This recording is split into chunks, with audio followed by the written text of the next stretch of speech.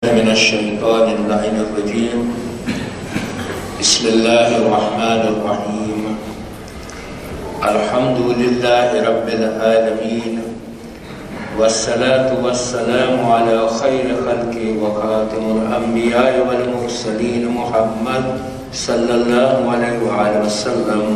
اللهم صل على محمد ولا حول ولا قوة إلا بالله العلي العظيم. السلام عليكم ورحمة الله وبركاته. ઇસ્લામમાં પરિવાર એટલે કે ફેમિલીને બહુ જ મહત્વ આપવામાં આવ્યું છે, ઇમ્પોર્ટન્સ આપવામાં આવ્યું છે.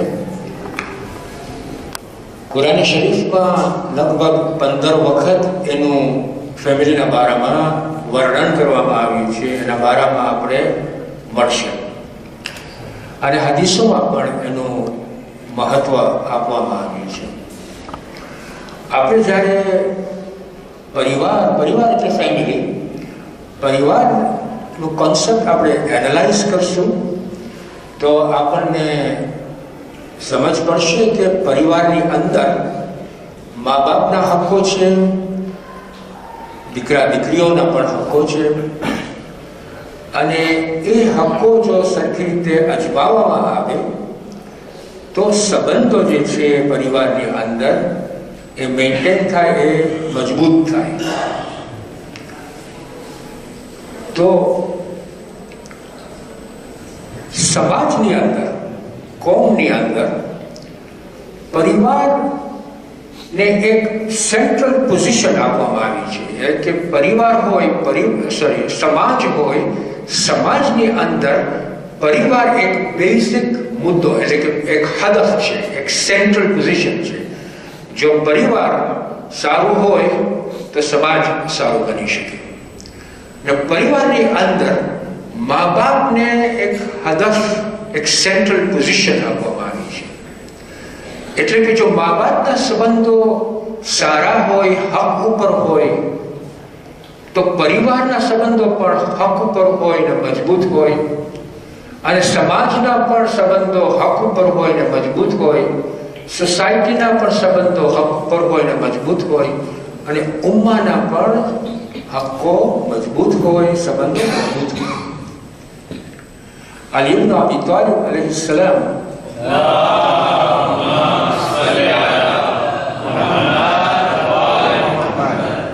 એના ફરઝંદને શિખામણ આપે છે કે એ ફરઝંદ,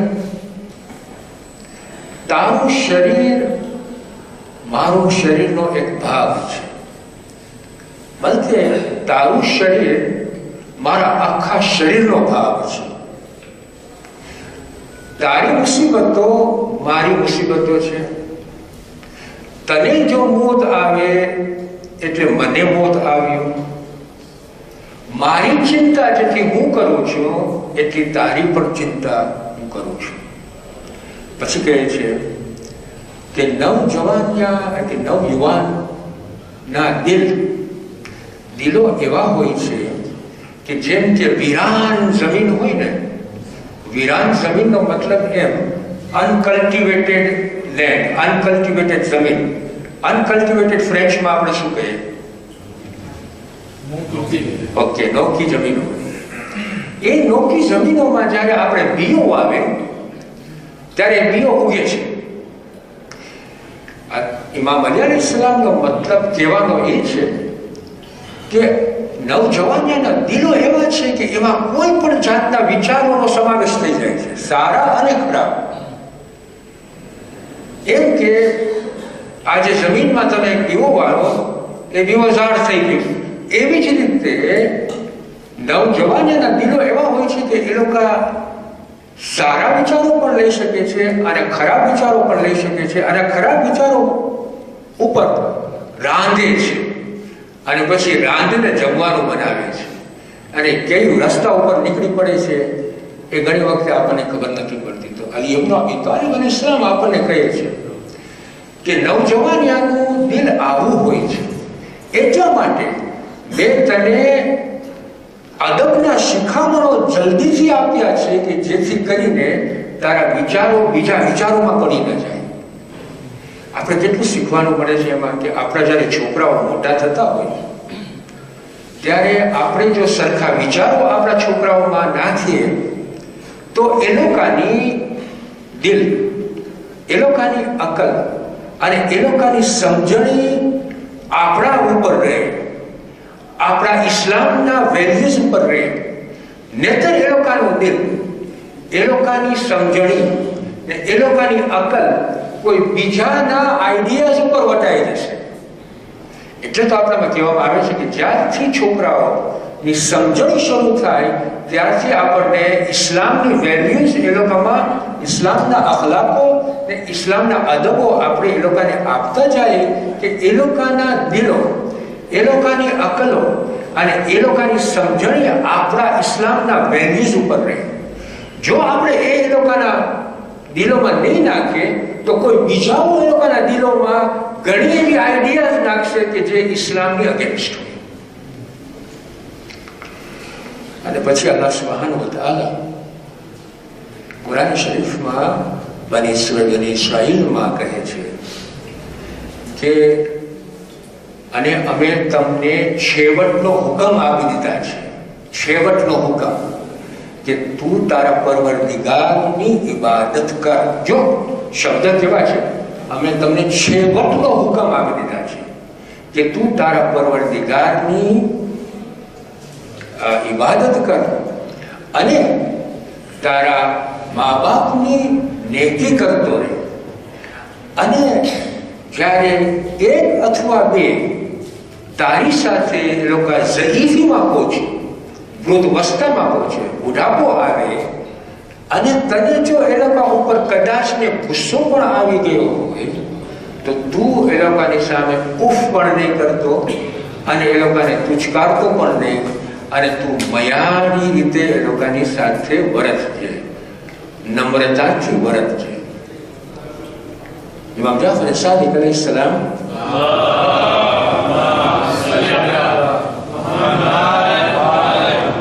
કહે છે કે આ જે ઉફ છે ને, આપણે કહીએ ને ઉફ, એ શબ્દ બધાથી હલકો શબ્દ છે. એટલે કે જ્યારે આપણને તોછડાઈ વાપરવી હોય ને ત્યારે આપણે આનાથી શરૂ કર્યો, ઓહ ઓહ. ઇમામ જાફર સાદિક અલૈહિસ્સલામ કહે છે કે આનાથી પણ હલકો જો શબ્દ હોય તો કુરાન મજીદમાં એ શબ્દને વાપરવામાં આવે. એટલે કે આપણે કોઈ પણ રીતે આપણા મા બાપ સાથે નમ્રતાથી આપણને વર્તવું જોઈએ. કોઈ પણ રીતે આપણને તિરસ્કાર અથવા તોછડાઈથી ન વર્તવું. અન્યાય ને ન્યાય જુદો સવાલ છે. આપણે જ્યારે ન્યાય અને અન્યાયની વાતો કરીએ આપણા મા બાપો સાથે તોય પણ આપણને નમ્રતાથી વાતો કરવી જોઈએ, પ્યારથી વાતો કરવી જોઈએ, સમજાવવા માટે. એટલે મા બાપનો આ જે સેન્ટ્રલ પોઝિશન છે પરિવારમાં એ બહુ ઇમ્પોર્ટન્ટ છે. એ લોકોના ઉપર એ લોકોને એક મર્તબો અલ્લાહ સુબ્હાનહુ વ તઆલા આપે છે અને સાથે સાથે એ લોકોની જવાબદારીઓ પણ છે કે તમે તમારા દીકરા અને દીકરીઓને સારા શિક્ષણો આપતા જાઓ, સારા અખલાકો આપતા જાઓ અને સારી વાતો કરતા જાઓ. આપણી સમાજમાં, આપણી કોમમાં, આપણે જ્યારે આપણી કોમનો ઇતિહાસ જોશું તો આપણે એમાં જોશું કે આપણા ફેમિલીનું ઇન્સ્ટિટ્યુશન જે છે એ હજી સુધી આપણે ટકાવી રહ્યા છીએ. અલ્હમ્દુલિલ્લાહ રબ્બિલ આલમીન. હજી સુધી આપણે ટકાવી રહ્યા છીએ. એમાં જે ભાઈચારો છે એ ભાઈચારાથી આપણી કોમ હજી આજે 160 વર્ષ સુધી ટકી રહી છે. એ બહુ ઇમ્પોર્ટન્ટ વસ્તુ છે આપણા માટે કે આપણે આજે જે અત્યારે આપણને બેનિફિટ્સ મળે છે, ફાયદાઓ મળે છે કોમમાંથી, એ ફાયદાઓ શા માટે આપણને મળે છે? કારણ કે આપણું પરિવાર હજી ટકી રહ્યું છે, આપણી ફેમિલી લાઈફ હજી ટકી રહ્યું છે. પણ આજનો જે જમાનો છે, મોડર્ન જમાનો છે, મોડર્ન વેલ્યુઝ જે છે એ વેલ્યુઝ ફેમિલીને નબળી કરતી જાય છે. એ ફેમિલી એ વેલ્યુઝમાં અને એ જિંદગીમાં એક એવી વસ્તુ છે કે જે ફેમિલી પરિવારને નબળું કરતી જાય છે. તો તો સવાલ એવો થાય છે કે આપણે આપણી પરિવારની વેલ્યુઝ, ફેમિલીની વેલ્યુઝ જો નબળી થઈ જશે તો આપણે આપણા દીકરાઓને કઈ જાતની કોમ આપશું, કઈ જાતનું પરિવાર આપશું, કઈ જાતની ફેમિલી આપશું? જેવી રીતે આપણે કોમને ઓળખીએ છીએ, જેવી રીતે આપણે ફેમિલીને ઓળખીએ છીએ, જેવી રીતે આપણે પરિવારને ઓળખીએ છીએ, એવી જ રીતે આપણા દીકરાઓને દીકરી પરિવારને ઓળખશે, કોમને ઓળખશે. આ મોટો આ વિચારણા કોમ ઉપર માગી રહી છે.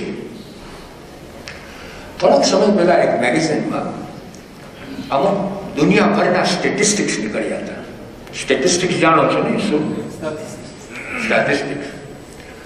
તો સ્ટેટિસ્ટિક્સમાં અમુક વસ્તુઓ બહુ ઇન્ટરેસ્ટિંગ વસ્તુઓ હતી, મહત્વની વસ્તુઓ હતી જે આપણા માટે જાણવાની જરૂર છે.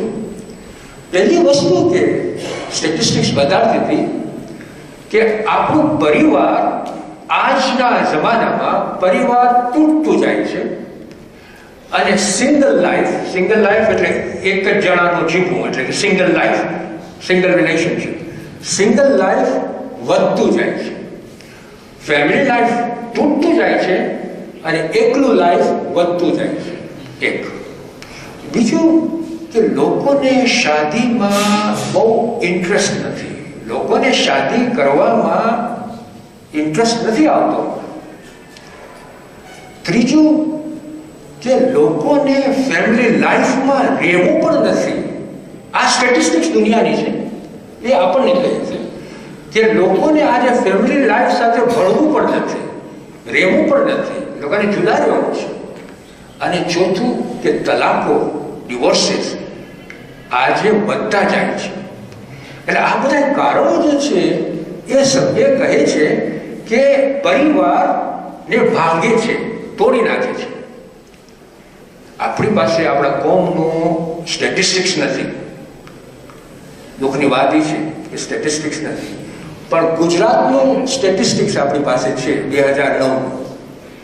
હવે ગુજરાતનું શા માટે આપણને એમ લાગે કે ગુજરાતનું જે કલ્ચર છે એ આપણા કલ્ચર સાથે જરાક સંબંધ છે, એટલે આપણે ઇન્ટરેસ્ટિંગ કહીએ કે ગુજરાતનું સ્ટેટિસ્ટિક્સ આપણને ઇન્ટરેસ્ટિંગ લાગે. એમાં લખે છે કે દર બે કલાકે તલાકો પડાય છે ઓફિશિયલી. અનઓફિશિયલી કેટલી પડાતી હશે એ આપણને ખબર નથી. તો આના ઉપરથી આપણે કહી શકીએ કે પરિવાર અત્યારે તૂટતું જાય છે, ભાંગતું જાય છે. બીજું આ રિપોર્ટમાં હતું કે વર્લ્ડ હેલ્થ ઓર્ગેનાઇઝેશન એટલે કે WHO નો રિપોર્ટ છે, એમાં લખે છે કે કારણ કે પરિવાર ભાંગતું જાય છે ને તૂટતું જાય છે, એના લીધે થોડાક સમયમાં જ આપણા દીકરાઓ અને દીકરીઓને ડિપ્રેશનની બીમારી વધતી જશે. એક ફેમિલીમાં તમે જોશો કે આ બીમારીઓ આપણા દીકરાઓ અને દીકરીને આવતી જશે. એટલે કે એ લોકોનું શરીર હેલ્ધી હશે, એ લોકોને જોવામાં તમે જોશો તો એ લોકો તંદુરસ્ત લાગતા હશે, પણ એ લોકોને માનસિક બીમારી વધારે હશે, ડિપ્રેશન વધારે હશે. તો ડિપ્રેશનના કારણો શું છે? 3 કારણો, મૂળ કારણો છે આજે ડિપ્રેશનના. ડિપ્રેશન જાણો છો નહીં શું છે?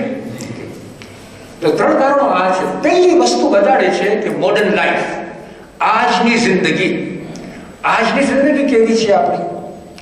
આજની જિંદગી તમે જોશો તો કાં તો માં કામ કરતી હશે અને કાં તો બાપ કામ કરતો હશે, કાં તો માં એકલી રહેતી હશે, કાં તો બાપ એકલો રહેતો હશે. હવે જો માં કામ કરતી હશે અને બાપ એકલો હશે તો એકની તો કમી થઈ ને છોકરામાં, દીકરામાં. 2 જણાની જરૂર છે, માં અને બાપ. માં કામ કરતી હોય ને બાપ ઘરે હોય, કાં તો બાપ કામ કરતો હોય ને માં ઘરે હોય, તો એકની તો કમી રહી ને. અને જો બાપ એકલો જ હોય કાં તો માં એકલી જ હોય તો આ દીકરા અને દીકરી પાસે બંને જણાની કમી થઈ ગઈ કે એક જણાની જ કમી થઈ. તો લખે છે કે જ્યારે આવો વખત હોય કે એક જણાની કમી હોય ત્યારે આ દીકરો કાં તો જો માં કામે જાતી હોય, બાપ પણ કામે જાતી હોય, તો આ દીકરાનું ધ્યાન કોઈ રાખતું નથી, કાં તો કોઈ દાસી રાખતી હશે. અને જો કોઈને ધ્યાન રાખતું હોય તો આ દીકરો એકલો મોટો થતો હોય અને પછીના દોસ્તારોને ઘરે બોલાવી અને ડિપ્રેશનનો શિકાર બને છે આગળ જતા. બીજી વસ્તુ જે આજે મોડર્ન લાઈફ, આજની જિંદગી આપણા માટે કરી દીધી છે એ છે કે દાદા અને દાદીનો જે રોલ હતો, રોલને શું કહેવાય ફ્રેન્ચમાં? Okay, role. દાદા ને દાદીનો જે રોલ હતો એ મોડર્ન જિંદગી, આજની જિંદગી કાઢી નાખી છે. એક જમાનામાં આપણી પાસે દાદા હતા, દાદી હતા, ભાઈ બહેન, એક કુટુંબ આપણે સાથે રહેતા હતા. આજે એક કુટુંબ એકલું થતું જાય છે અને આજના જમાનામાં, આજની જિંદગીમાં દાદા અને દાદીનો રોલ કાઢી નાખ્યા છે. અને જ્યારે દાદા અને દાદીનો રોલ કાઢી નાખે છે તો છોકરાઓ પછી જ્યારે મા અને બાપ બંનેને કામ કરવું પડે તો એ છોકરો કાં તો કોઈ બીજા પાસે ઊંચો થતો હોય, ઊભો થતો હોય, ને કાં તો એકલો ઊભો થતો હોય અને પછી શિકાર બને છે ખરાબ હેબિટને, ખરાબ આદતોનો શિકાર બને છે. આ એક મોડર્ન લાઈફ. બીજું કે આજે આપણે કમ્પેરિઝન બહુ કરીએ છીએ. આજે આપણી પાસે છોકરાઓ હોય તો આપણે નથી, ઘણી વખત પ્યારથી કરે છે ને, આ મારો મુન્નો છે, આ મારો માનો ચાગલો છે, નથી બોલતા આપણે, ઘણી વખત પ્યારથી કહીએ કે આ મારો મુન્નો છે. તો બીજો ત્યાં સાંભળતો હોય એ મુન્નો નથી. હવે એના મગજમાં શું થાય કે આ મુન્નો છે ને હું મુન્નો નથી, આ ચાગલો છે, ચાગલો નથી. એમાં શું થાય છે કે એક ઇન્ફિરિયોરિટી કોમ્પ્લેક્સ આવે છે એના મગજમાં કે મને એટલો બધો પ્યાર નથી કરતા પણ આને પ્યાર બહુ કરે છે. આપણને ત્યારે ખબર ન પડે. આપણે ઘણી વખતે પ્યારથી બોલી નાખીએ છીએ કે ઓ આ મારો મુન્નો છે, આ મારો હોશિયાર છોકરો છે, આ છે, તે છે. આપણે ધ્યાન રાખવું પડે કે જ્યારે આપણે આ બોલીએ છીએ અને બીજો સાંભળતો હોય તો એ બીજાના મગજમાં એફેક્ટ થાય છે. અને એ બીજો તમે જોશો તો એક નરમાશથી ઊભો હશે, બેઠો હશે, અને જ્યારે મોટો થશે ત્યારે તમે જોશો તો એટલું બધું કોન્ફિડન્સ નહીં હોય એનામાં, એ ડિપ્રેશનમાં હશે વધારે પડતું. ત્રીજી વસ્તુ જે અત્યારે ડિપ્રેશન લઈ આવે છે એ આ છે કે કોમ્પિટિશન આજે કેટલી બધી થઈ ગઈ છે. તમે જો સ્કૂલોમાં કોમ્પિટિશન કેટલી છે, એક્ઝામિનેશનમાં કોમ્પિટિશન. આજે છોકરાઓને આગળ કરવું હોય કોલેજમાં કે યુનિવર્સિટીમાં તો આપણે કેટલું એના ઉપર દબાણ કરતા હોય છે કે દીકરા તને આ પાસ થવું જ જોશે તો જ તું આગળ વધીશ, દીકરા તને આ કરવું જ પડશે. આ કોમ્પિટિશન, આ કોમ્પિટિશન. તમારો વાંક નથી, આજે દુનિયા એવી છે. છોકરા ઉપર કેટલી કોમ્પિટિશન નાખે છે એ લોકોને આગળ કરવા માટે.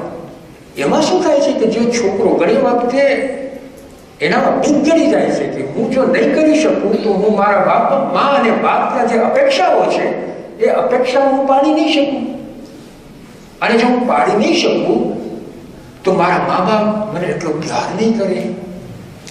તો આ બીકમાં ને બીકમાં છોકરો ઘણી વખતે ફેલિયર થતો હોય, અને જ્યારે ફેલ થાય ત્યારે કદાચ ને મા બાપને એમ થાય કે જો તું મને જો આ કર્યો હોત તો તું પાસ થયો હોત. એને આપણે ઉત્સાહના બદલે આપણે ઘણી વખતે એને ડિપ્રેસ કરી નાખીશું. શું કોમ્પિટિશન રિઝનેબલ કોમ્પિટિશન હોય, કારણસર કોમ્પિટિશન હોય તો આપણે ઓકે એનો વાંધો નથી, પણ અનહદ કોમ્પિટિશન થઈ ગઈ છે કે આજે દીકરાઓ અને દીકરીઓમાં આ ડિપ્રેશન બીક ગણી જાય છે. આ બધા રિપોર્ટો આપણે જ્યારે વાંચીએ ત્યારે આપણું મગજ કામ ન કરે કે આ બધું વસ્તુ આપણા છોકરામાં જાય છે ને આપણે ખબર નથી. એટલે ફેમિલીમાં ભંગાર થતું જાય છે. હવે જો ફેમિલીમાં જો ભંગાર થતું જાય, પરિવાર તૂટતું જાય તો એનો રસ્તો શું? આપણે શું કરવું જોઈએ? તો એની પહેલા આપણને એ સવાલ કરવો જોઈએ કે પરિવાર શું ચીજ છે? પરિવાર એટલે શું? પરિવારમાં આપણને 4 વસ્તુઓ મળે છે. પહેલી વસ્તુ મળે છે એ આ છે કે પરિવાર આપણી એક મોટી તાકાત છે. મા, બાપ, દીકરો, દીકરી, 4 જણા, દાદા, દાદી 6 જણા. કેટલી આંખો થઈ? 12 આંખો થઈ. કેટલા ભેજાઓ થયા? 6 ભેજાઓ થયા. કેટલા હાથ પગો થયા? આ એક મોટી આપણી પાસે તાકાત છે. એને જો આપણે ભાંગી નાખીએ તો આપણે પોતાની તાકાતોને ભાંગે છે. આ એક મોટું રિસોર્સ છે આપણા માટે. એક બીજું કે પરિવાર જિંદગીના મિનિંગ્સ આપે છે, માયના આપે છે. જિંદગીમાં આપણે આગળ કેવી રીતે વધે એના માયના આપણે પરિવારથી મળે છે. બાપ શું છે, માં કઈ વસ્તુ છે, ભાઈ બહેનના પ્યાર શું હોવા જોઈએ, દીકરાને બાપનો પ્યાર કેવો હોવો જોઈએ, માં અને દીકરીનો પ્યાર કેવો હોવો જોઈએ. જ્યારે પરિવાર હોય ત્યારે આ આપણે સમજી શકીએ. પ્યાર, પરિવારના પ્યાર એ આપણે સમજી ન શકીએ જ્યારે પરિવાર ભાંગેલું હોય, તૂટેલું હોય કે પરિવાર હોય જ નહીં. આ બીજું. ત્રીજું કે પરિવારથી આપણને રૂહાની તાકાતો મળે છે, સ્પિરિચ્યુઅલ સ્ટ્રેન્થ. સમજાવો, આજે જ્યારે આપણને કોઈ પણ તકલીફ આવે, પરિવાર હોય તો આપણને માનો ખોડો મળશે કે નહીં મળે? મળશે. આજે પરિવાર હોય તો બાપનો ખભો મળશે કે નહીં મળે? મળશે. પરિવાર હોય તો ભાઈનો હાથ મળશે કે નહીં મળે? જ્યારે આપણને જરૂર હશે ત્યારે મળશે. પરિવાર હોય તો બહેનનો પ્યાર નહીં મળે? મળશે. આ બધા રૂહાની તાકાતો છે કે જ્યારે આપણને કોઈ પણ જાતની મુસીબતો કે તકલીફો આવે ત્યારે આ બધા હાથો થઈ શકે છે, આ બધા ખોળાઓ થઈ શકે છે, આ બધા ખભાઓ થઈ શકે છે. આ એક સ્પિરિચ્યુઅલ સ્ટ્રેન્થ પરિવારથી મળે. અને ચોથું કે પરિવાર આપણા દીકરાઓ અને દીકરીઓનું ભવિષ્ય સારું કરે છે. કેવી રીતે? આજે પરિવારમાં ધર્મ હોય, કલ્ચર હોય, સંબંધો હોય, એ છોકરો જ્યારે પરિવારમાંથી બહાર નીકળશે તો એ કેવો છોકરો હશે? એ છોકરો બેલેન્સ હશે, એ છોકરો ધાર્મિક હશે, એ છોકરો રૂહાનિયત હશે, એ છોકરો અકલી હશે, એ છોકરા પાસે સદાચારીઓ હશે, મોરાલિટી હશે. એ છોકરાની એ જિંદગી આપણે સારી કરી શકશું જો પરિવાર. એક વખત એક ઘર હતું, એમાં એક ફેમિલી રહેતી હતી. એ ફેમિલી, એ ઘરમાં એક રૂમ હતો. રૂમ જાણો છો ને? રૂમ એટલે કે એક રૂમ. એ રૂમની અંદર 4 મીણબત્તી હતી અને 4 મીણબત્તી બળતી હતી અને એકબીજા સાથે વાતો કરતી હતી. તો પહેલી મીણબત્તી કે હું શાંતિ છું, આઈ એમ પીસ, હું શાંતિ છું. પણ આ પરિવાર છે ને, શાંતિનો મતલબ ઓળખતા જ નથી. હંમેશા એકબીજા સાથે ઝઘડા જ કરતા હોય. બાપ દીકરા સાથે ઝઘડા કરતો હોય, દીકરો બાપ સાથે ઝઘડા કરતો હોય, મા દીકરી સાથે ઝઘડા કરતી હોય, પતિ પત્ની સાથે. મને એમ થાય છે કે આ શાંતિનો દીવો મેં અહીંયા રાખ્યો છે, શા માટે ભરું?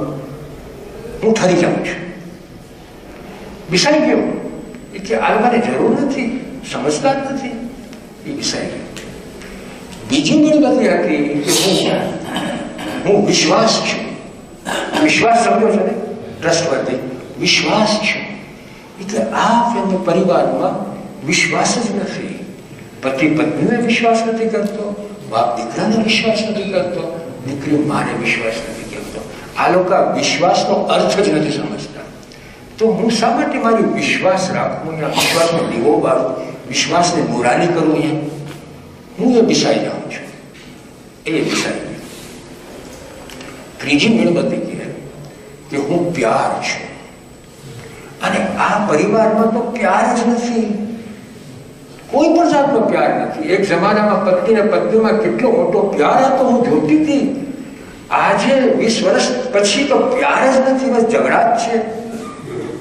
નથી બાપમાં પ્યાર, નથી મામાં પ્યાર, નથી દીકરામાં પ્યાર. આ લોકોને પ્યાર શું વસ્તુ છે એ ખબર નથી. હું એ વિસાઈ જાઉં છું. એ દરમિયાન, એ ટાઈમે, એ વખતે ફેમિલીનો બચ્ચો હતો ને, બાળક, એ આવ્યો અંદર.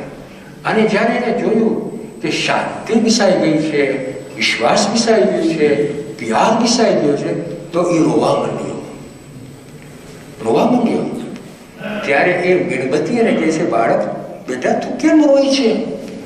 કે જો તો વિશ્વાસ વટાઈ ગયો, પ્યાર વટાઈ ગયો, અહીંયાથી શાંતિ વટાઈ ગઈ.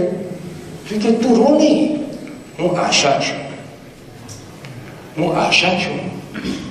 જો તું મને ઉપાડ, આશાથી તું મને ઉપાડ, અને પછી શાંતિને આપણે લઈ આવશું, પ્યારને આપણે લઈ આવશું, વિશ્વાસને આપણે લઈ આવશું, અને આપણે પરિવારને પાછું ઊભું કરશું. આપણા સંસારમાં ને આપણી કોમમાં ને પરિવારમાં કોઈ દિવસ આશાને ભૂલતા નહીં.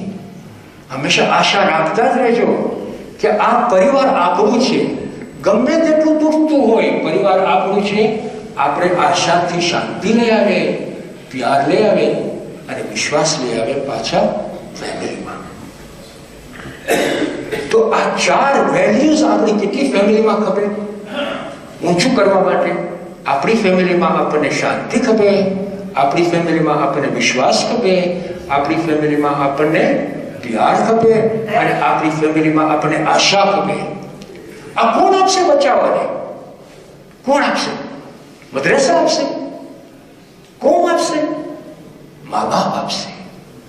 આ જવાબદારી મા બાપની છે કે મા બાપ એના બેટાને શાંતિ આપે, એના બેટાને પ્યાર આપે, એના બેટાને વિશ્વાસ આપે, અને એના બેટાને આશા આપે. આ આપણું કામ છે, મા બાપનું કામ છે. મા બાપનો મર્તબો છે, પણ મા બાપની જવાબદારીઓ છે દીકરા દીકરીઓ પાસે ઉપર. એક ટ્રેન હતી, સાંભળવું છે? એક ટ્રેન હતી. એ ટ્રેનમાં એક માં હતી અને એના 2 બાળકો હતા. એક 3 વર્ષનો હતો ને એક 5 વર્ષનો. એ ટ્રેનની સામે ધાર્મિક ટીચર બેઠી હતી. ધાર્મિક ટીચર એટલે સમજો છો ને, રિલિજિયસ ટીચર, એ બેઠી હતી. ટ્રેન જાતી હતી. બાળકો પાસે એક રમકડું હતું ખાલી. થોડીક વારમાં અચાનક આ 2 બાળકો બાજવા માંડ્યા એક રમકડા માટે. જયારે બાજવા માંડ્યા ત્યારે માં હતી, તો માં મોટાને કહે, મોટા દીકરા તું આ રમકડું નાનાને આપી દે. તો મોટો દીકરો સવાલ કરે છે, હું કેમ નાનાને આપું? હવે આનો જવાબ શું હોય? નાનો માં મોટાને કહે છે કે તું નાનાને રમકડું આપી દે. તો નાનો કે છે, મોટો કે છે તું નાનાને કેમ નથી કહેતી? તો આપણો શું જવાબ હોય? આપણો જવાબ હોય કે તું મોટો છે ને એટલે તું નાનાને આપી દે. બરાબર કે નહીં? આ આપણો જવાબ છે. તો માએ એક જવાબ આપ્યો કે દીકરા તું મોટો છો, નાનાને આપી દે. આ દીકરો 5 વર્ષનો સમજુ હતો. એ શું કર્યો? 2 મિનિટ પછી માને કહે છે, માં એ કે હું તો હંમેશા જ મોટો હોઈશ અને આ હંમેશા નાનો હશે, તો મને હંમેશા કયું માનવું પડશે? આનો જવાબ શું છે? માં શું કહેશે? આ બુનિયાદી સવાલ છે. બુનિયાદી સવાલ છે. માં કે હા તું મોટો છે તો એ અન્યાય કર્યો કહેવાય. કારણ કે નાનો કે છે, મોટો કે છે કે હું હંમેશા મોટો હોઈશ, આ હંમેશા નાનો હશે, તો મને હંમેશા સેક્રિફાઈસ કરવું પડે આના માટે. તમે જો માં કહેશે હા તો એ અન્યાય કેવો, ને જો ના કે તો મોટો કહેશે, માં નાનાને કહે કે રમકડું મારે આપે.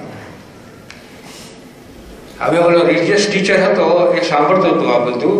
માં જવાબ નથી આપી શકતી, એટલે હસતા હસતા માએ આ રિલિજિયસ ટીચરની સામે જોયું. કારણ કે હવે વાત એમાંથી કે જવાબ નથી આપ્યો. રિલિજિયસ ટીચર એ દીકરાને કહે છે, મોટાને, મોટો આવતો તું નાનાને રમકડું આપી દે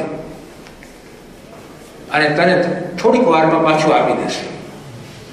તો મોટો સમજદાર હતો, એ કે ના આપે તો? ના આપે તો રિલિજિયસ ટીચર એને કહે છે જો આપે તો? હવે આ જયારે રિલિજિયસ ટીચર એને કીધું કે આપે તો તો એને એમ થયું કે આ ચેલેન્જ છે, એક ચેલેન્જ છે, સોલ્યુશન કાઢવું પડશે. એટલે કીધું ઓકે હું આપીશ, જોવે શું થાય છે. મોટો છોકરો નાના છોકરાને રમકડો આપ્યો. મોટો છોકરો ટીચર સાથે રમવા બેઠો. બોલો રમતા હતા. હવે આ દ્રષ્ટિ જુઓ, સિચ્યુએશન જુઓ. આ બે રમતા હતા. નાનો છોકરો રમકડાથી રમતો હતો. મોટા છોકરાની નજર રમકડા ઉપર હતી. નાના છોકરાની નજર રમવામાં હતી ઓલા ટીચરો સાથે. થોડીક વાર નથી ને નાનો રમકડું મૂકી ને મોટા પાસે ટીચર પાસે આવી ગયો. એટલે ટીચર ઓલા મોટાને કે આંખના ઈશારાથી કે હવે તો રમકડું લઈ લે. થઈ ગઈ વાત. એક વર્ષ પછી ધાર્મિક ટીચર આ માને મળે છે ને માને પૂછે છે કે બચ્ચા કેમ છે. માં જવાબ આપે છે કે ઓલા દિવસે ટ્રેનથી જે ઇન્સિડન્ટ બન્યું, જે વાતચીત થઈ, એ પછી મારો મોટો છોકરો એક લેસન આમાં શીખ્યો છે, એક સબક શીખ્યો છે. તો ધાર્મિક ટીચર કે શું શીખ્યો? તો એ કે આ શીખ્યો છે કે મને જે ગમતું હોય ને એ મારે છોડવું પડશે. મને જે ગમતું હોય એ મારે છોડવું પડશે. કે આ સમજીને બે દીકરા ને દીકરીમાં કોઈ જાતની તફાવતો નથી, ઝઘડા નથી થતા. નાનો માગે મોટો આપી દે છે, થોડીક વાર પાછો આપી દે છે. પણ એ આ જે સબક છે એ આપણા માટે સબક છે. જે આપણને ગમતું હોય એ આપણને છોડવું પડશે. આપણને રિસ્પેક્ટ ગમે છે ને, આપણને છોડવું પડે, આપણને બીજાને આપવું પડે. આપણને પ્યાર ગમે છે ને, તો પ્યાર આપણને બીજાને આપવું પડે. જ્યારે આપણને પ્યાર આપણે બીજાને આપશું તો આપણને પ્યાર મળશે સામે. આપણે જ્યારે રિસ્પેક્ટ કોઈ બીજાને આપશું તો આપણને રિસ્પેક્ટ સામેથી મળશે. આપણે કોઈને ગાળો આપશું તો આપણે શું મળશે?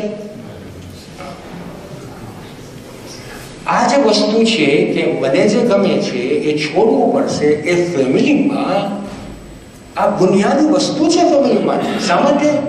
કારણ કે ફેમિલીનું આખું રિલેશનશિપ દેવામાં છે, લેવામાં નથી.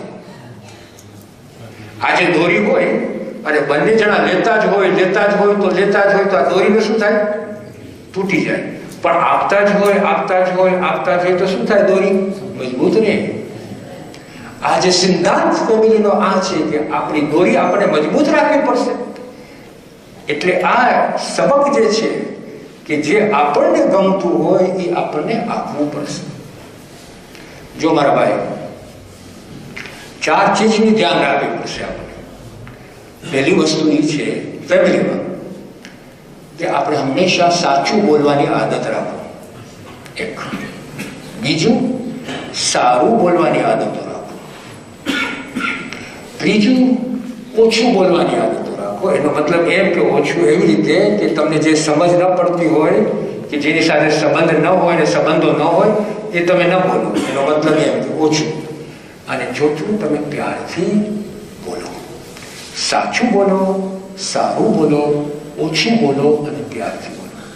જો આ ફેમિલીમાં હશે આ 4 ચીજો, જ્યારે આપણા દીકરાઓ અને દીકરીઓ મોટા થશે અને પહેલી વાર જ્યારે એ લોકો મળે પોતાની જિંદગી કરવા માટે, લગ્ન કરવા માટે, પ્રેમની વાતો કરવા માટે, તો એ લોકોના સંબંધો સાચા ઉપર ઊભા થશે. સાચી વસ્તુ ને સારી વસ્તુ ઉપર ઊભા થશે. અત્યારે શું થાય છે? આજે બે પ્રેમીઓ મળે એટલે પહેલા દેખાવ ને, સારો દેખાવ, સારા કપડા અને એ બધું તમે દેખાશે. શેના માટે? એપ્રુવલ માટે. કે મને આ પસંદ કરે અને ઓના થાય કે આ મને એને પસંદ કરે. બરાબર કે નહીં? એપ્રુવલ માટે. પછી ઓલી છોકરી બોલે કે મને બ્લુ શર્ટ ગમતી નથી, તો છોકરો કબાટમાંથી જેટલી બધી બ્લુ શર્ટ છે એનો ઢગલો બનાવીને એક બાજુ રાખી દેશે કે હમણાં એપ્રુવલની જરૂર છે એટલે બ્લુ શર્ટ ન પહેરાય. પછી જ્યારે છોકરી કે મને કુકડા ભાવતા નથી, હું વેજીટેરિયન છું, આ બંધો 2 દિવસ પહેલા બરાબર કુકડા ખાધો હોય અને ગમતા હોય, એ દિવસે એ બોલશે કે હું કુકડા નથી ખાતો. જો સંબંધો કેવી રીતે બંધાય છે? ખોટી રીતે બંધાય છે. પછી 5 વર્ષ પછી લગ્ન થઈ ગયા, 5 વર્ષ પછી કામેથી માણસ આવ્યો હોય ને કુકડાનું મન થયું હોય તો એ જેને વાઈફને કહે છે કુકડા કેમ નથી બનાવતું? તે તો મને કીધું કુકડા નથી ખાતું તું. કોણે તને કીધું આ કુકડા નથી ખાતા? હવે જો આ વાત આમાંથી નીકળી પછી એમાં બધી 5 વર્ષની જે નાની નાની વસ્તુ હોય ને એ બધી ભેરી થાય અને પછી મોટો કજિયો થાય. હવે ગજિયો કેવી થાય હું તમને નથી સમજાવવાનું. તમને ખબર છે ડાયલોગ કેવો હોય, કોન્વર્ઝેશન કેવું હોય, એકબીજા સાથે વાતો કેવી હોય, મોટી મોટી વાતો, આમ છે ને તું આમ છે. શેનાથી આ બધું શરૂ થયું? હવે જે બેઝ હતો ને એ ખોટો બેઝ હતો. પરિવારમાં જો આપણે સાચું બોલીએ, સારું બોલીએ, ઓછું બોલીએ અને પ્યારથી બોલીએ, એના ઉપર જો આપણે બેઝ વધારશું તો આપણા દીકરાઓ અને દીકરીનો બેઝ જે છે ને એ ફાઉન્ડેશન જે છે એ મજબૂત રહેશે અને ઇસ્લામ પર રહેશે. અસ્સલામુ અલૈકુમ વરહમતુલ્લાહિ વબરકાતુહુ.